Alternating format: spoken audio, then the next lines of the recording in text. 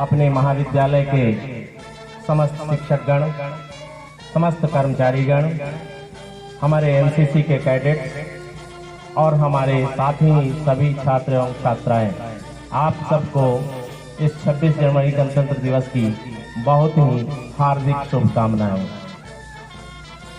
आप सब जैसा कि जानते हैं कि हमारा देश 15 अगस्त 1947 को आज़ादी प्राप्त किया था। अपने देश के वीर जवान, अपने देश के शहीदों, अमर सपूतों की कुर्बानी के बाद अथक प्रयास से हमारे देश को आज़ादी प्राप्त हुई थी। परंतु उस समय तक आज़ादी मिलने के बाद भी हम सब अंग्रेजों के द्वारा बनाए गए नियम और कानून के तहत अपने देश को संचालित करने की स्थिति में थे।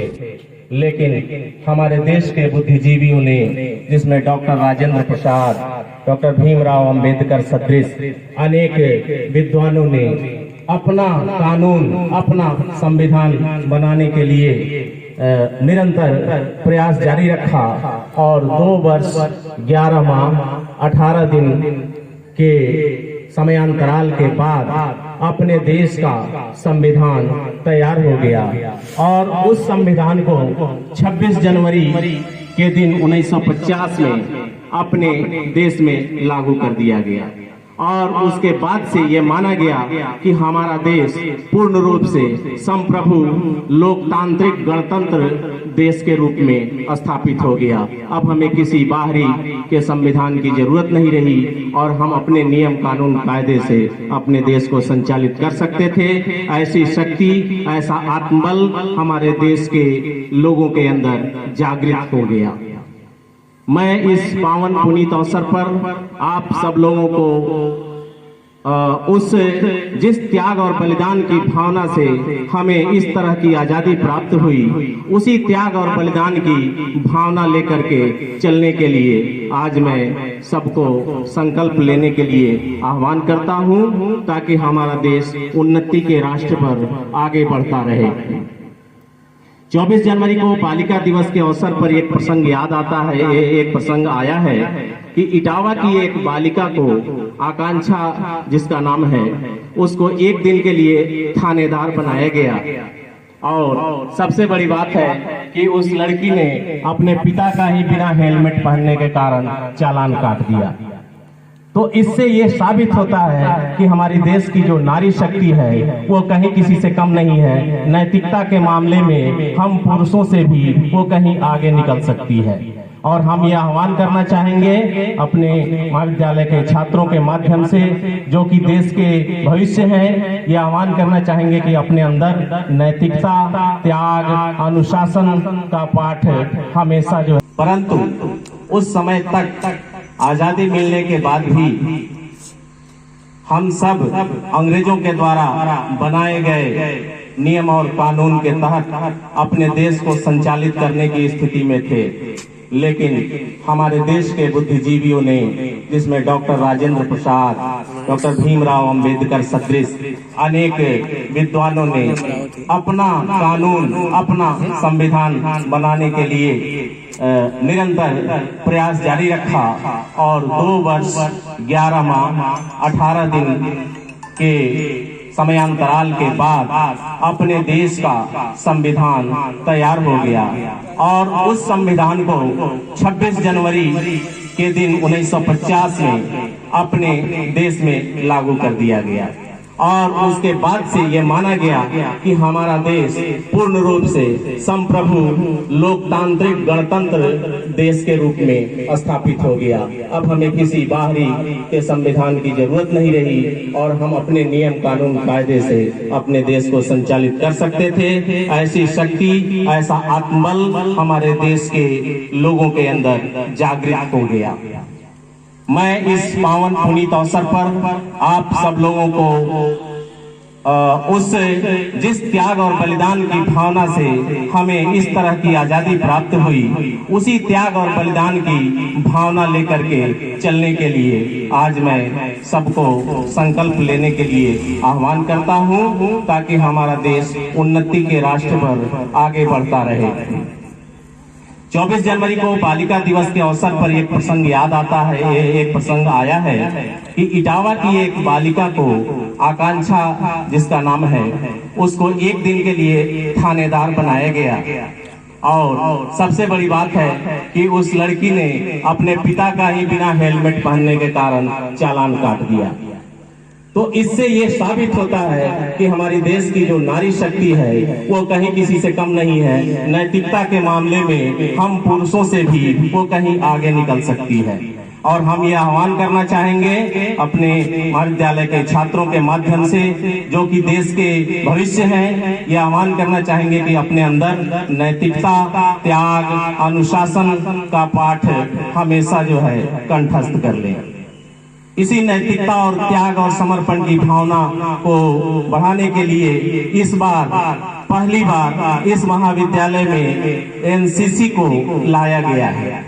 और हम ये चाहेंगे कि हमारे एनसीसी के बच्चों में जो त्याग और अनुशासन और समर्पण और राष्ट्र प्रेम की भावना जो दिखाई दे रही है, वह सारी भावना आप जो एनसीसी में नहीं हैं वो लोग भी अपने अंदर लाने का प्रयास करें, तभी हमारा राष्ट्र उन्नति के पथ पर अग्रसर हो सकता है। कहने के लिए आज बहुत सी बातें हैं। आज हमारा राष्ट्रीय पर्व का दिन है। आज अपने राष्ट्र की उन्नति के लिए जितना भी हो सकता है समर्पण आपका होना चाहिए। तन मन धन से आप राष्ट्र के प्रति समर्पित हो, यही संकल्प आप लेकर के यहाँ से जाएंगे। इसके बाद अपने उच्च शिक्षा विभाग की तरफ से एक संदेश आया है, जिस संदेश को मैं आप लोगों को सुनाना चाहूंगा, क्योंकि ये निर्देश है कि बच्चों में, शिक्षक कर्मचारियों में इस संदेश को सुनाया जाए। समुन्नयन विकास के पथ को प्रकाशित करने वाले समस्त शिक्षाविदों, प्राचार्यों, शिक्षकों एवं उच्च शिक्षा के अधिकारियों, कर्मचारियों, अभिभावकों तथा छात्र छात्राओं को शुभकामनाओं के साथ हार्दिक बधाई देता हूँ। राष्ट्रीय ध्वज, तिरंगा एवं मातृभूमि को कोटिशः प्रणाम करते हुए स्वाधीनता संग्राम में अपनी प्राणों की आहुति देने वाले वीर सपूतों को शत शत नमन करते हुए उनके प्रति असीम कृतज्ञता ज्ञापित करता हूँ। मैं माननीय मुख्यमंत्री योगी आदित्यनाथ जी, माननीय उप मुख्यमंत्री एवं उच्च शिक्षा मंत्री डॉक्टर दिनेश शर्मा जी के मार्गदर्शन में उच्च शिक्षा विभाग द्वारा नए प्रयोगों एवं नवीन संभावनाओं को वास्तविकता के धरातल पर कार्य रूप में परिणत करते हुए अनेक ऐतिहासिक कदम उठाए हैं। शिक्षक राष्ट्र निर्माता तथा चरित्र निर्माता है। इस मत को आत्मसात करते हुए न केवल इसे प्रवृत्ति बनाए बल्कि इसे वृत्ति बनाने का सतत प्रयास करते रहे। शिक्षा जीवन की विस्तृत और विराट मानव संचेतना से ऐक्य स्थापित करती है। जीवन को विजयी बनाने का कार्य शिक्षा से ही संभव है। समाज में व्याप्त जड़ताओं, रूढ़ियों का विच्छेदन करना शिक्षा का औदात्यपरक उद्देश्य है, जिससे लोक की कल्याणकारिणी वृत्ति प्रमुदित होती है। जीवन में जो भी व्यक्ति सफलता का संस्पर्श कर जीवन विद्यायनी प्रक्रिया का नैकट्य पा सका है, उसके केंद्र में मूल्यपरक शिक्षा की पुष्कल विचारधारा अंगीभूत रही है। भारत दार्शनिकों और मनीषियों का देश है। हमारे प्रज्ञावान दार्शनिकों ने विश्व मानवता को ध्येयनिष्ठ, विचारनिष्ठ आस्था से प्रभावित किया है। लब्ध प्रतिष्ठित दार्शनिक और शिक्षा शास्त्री विवेकानंद ने दुनिया को आदर्शवाद और विज्ञानवाद की ओर अभिप्रेरित कर चमत्कृत किया था। शास्त्रीय अनुशासन के साथ साथ प्रायोगिक जीवन के सिद्धांतों का प्रचार कर भारतीय सांस्कृतिक नवजागरण का जयघोष करना भारतीय मनीषा का दिग्दर्शन रहा है। अतएव शिक्षा और शिक्षक की भूमिका उदात्तीकृत संचेतना से परिप्लुत है। आज नई शिक्षा नीति की ज्ञानात्मक संवेदना को शाश्वत बनाने की महती आवश्यकता है। पुरातन के प्रति जागरूकता का भावबोध रखते हुए भी ज्ञान विज्ञान के नवीन अनुसंधानों के प्रति जागरूक होना वर्तमान के लिए सुरुचिपूर्ण है। रटंत स्मृति के प्रति निरपेक्ष भाव रखते हुए प्रयोग धर्मिता और विज्ञानी सृजनशीलता की ओर नई शिक्षा नीति उन्मुख है। राष्ट्र की युवा शक्ति को अपराजेय जिजीविषा तथा प्रायोगिक उद्भावना से परिपूर्ण बनाने को नई शिक्षा नीति के पुष्कल स्वर उद्गिरित हो रहे हैं। राष्ट्र को स्वावलंबन प्रदान करना भी नई शिक्षा नीति का पुनीत उद्देश्य है।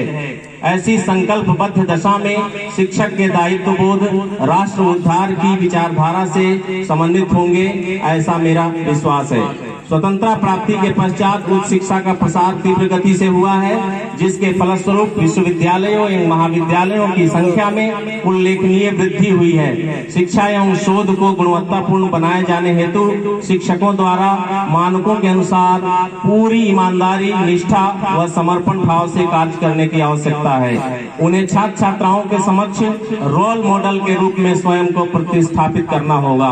हम जहां हैं, जैसे हैं, जितने संसाधनों में कार्य कर रहे हैं, उनका बेहतर प्रबंधन कर अपना सर्वोत्कृष्ट योगदान करने की स्पृहा शिक्षा जगत से जुड़े हुए प्रत्येक व्यक्ति में होनी चाहिए। हम किसी का समय खरीद सकते हैं, एक निश्चित स्थान पर निश्चित समय तक किसी की उपस्थिति क्रय कर सकते हैं, किंतु व्यक्ति की निष्ठा, ईमानदारी, उनके समर्पण को क्रय नहीं किया जा सकता है। शिक्षालयों के विकास हेतु आप सभी अपनी स्वतः स्फूर्त प्रेरणा से जनहित एवं छात्र हित में गुणवत्तापूर्वक शिक्षा प्रदान करने में अपना अभिष्ट योगदान करें, ऐसी मेरी अभिलाषा है और मुझे पूर्ण विश्वास है कि ऐसा करने में आप सभी सक्षम हैं।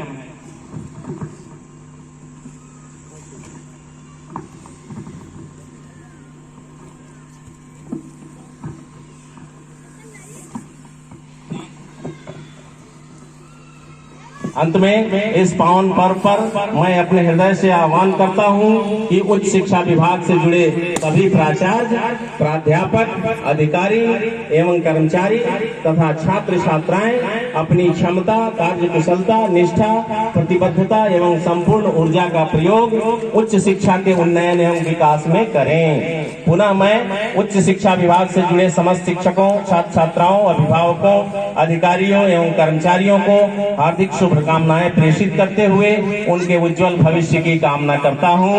जय हिंद, जय भारत। डॉक्टर अमित भारद्वाज, उच्च शिक्षा निदेशक, उत्तर प्रदेश प्रयागराज। धन्यवाद। अब मैं अपनी वाणी को विराम देता हूँ। तेरे शहर चोरा बोलता बकत सखत से दिमाग रखे जिगरे नरम, एक आर्मी का फैन, एक घोड़े का भगत, टच कर दे सकाई छोरा डाउन टू अर्थ लगे जाम। तेरे शहर छोरा बोलता बकत सखत से दिमाग रखे जिगरे नरम, एक आर्मी का फैन, एक घोड़े का भगत, जिगरी यार आगे गति खुले जिगरे उच्च से विचार सच्ची नीत पक्के यार गदे पीठ बाछे वार गोना कर दे। उच्च से विचार सच्ची नीत पक्के यार गदे पीठ बाछे वार गोना कर दे।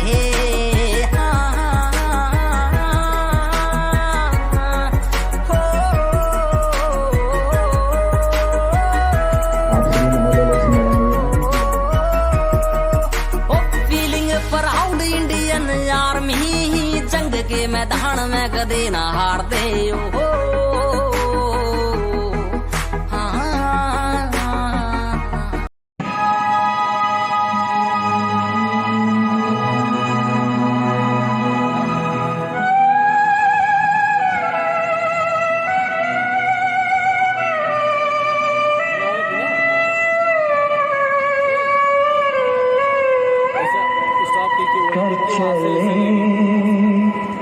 हम फिदा जानो तन साथियों, अब तुम्हारे हवाले वतन साथियों।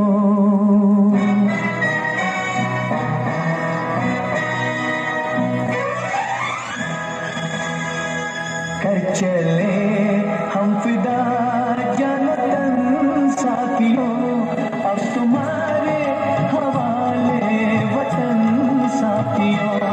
कर चले हम फिदा जानो तन साथियों, अब तुम्हारे हवाले वतन साथियों।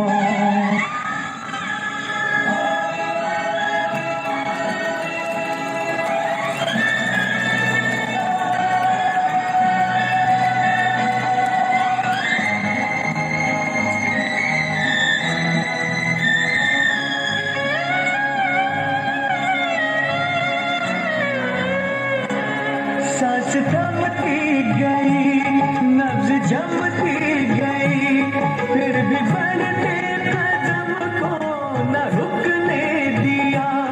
कट गए सर हमारे तो कुछ गम नहीं, सर हिमालय का हमने न झुकने दिया। मरते मरते रहा बाकपन साथियों, अब तुम्हारे हवाले वतन साथियों। कर चले हम फिदा जान तन साथियों, अब तुम्हारे हवाले वतन साथियों।